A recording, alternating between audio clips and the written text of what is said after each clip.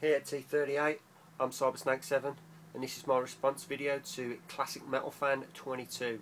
The top 3 games to introduce a friend to get him to get that console. So I was going to go originally with a Dreamcast, but I decided against it, and I'm sticking to my favourite system, which is the Super Nintendo.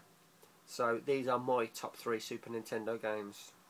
And the first one is possibly a debatable side-scrolling beat-em-up.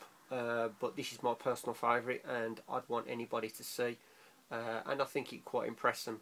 It is this one, which is Batman Returns, and this game follows the movies to a T, even though the movies ain't the best in the world, but graphically and playability, this is by far one of the best side-scrolling beat-em-ups, and graphically brilliant. It really looks nice, and as all Nintendo games tend to have, the higher the setting, the different and better the ending becomes, which is a big plus. So it's got plenty of playability. So that is my first choice. That is Batman Returns for the Super Nintendo. And moving on to number 2, an unusual choice for me, but still a classic game in itself. And this don't introduce you just to one person playing the system. This introduces 4 people, because it's a 4-player game, especially if you got a multi-tap. But it is this one. It is Saturday Night Slam Masters. Another graphically great game, fun game to play. Not a wrestling game to take seriously, but in terms of getting friends round and saying, check this system out, let's all have a go at the same time, it introduces 4 people to the system instead of 1. So that's why I chose this, because it is a very good plus, having the ability to play 4 players instead of just 1. So you're sitting there watching it while it's being played.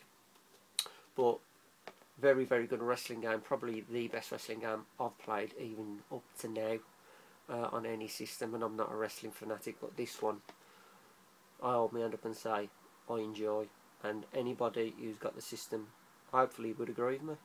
But there you go, that is Saturday Night Slam Masters. That's my second choice.